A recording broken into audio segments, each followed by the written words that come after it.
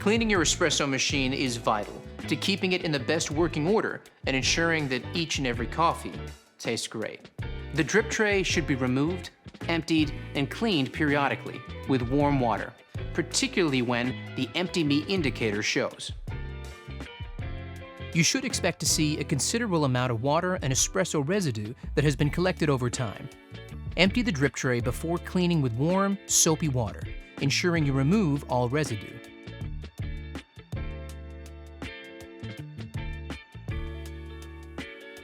The storage tray can also be removed and cleaned with a soft, damp cloth, not abrasive cleaners, pads, or cloths which may scratch the surface.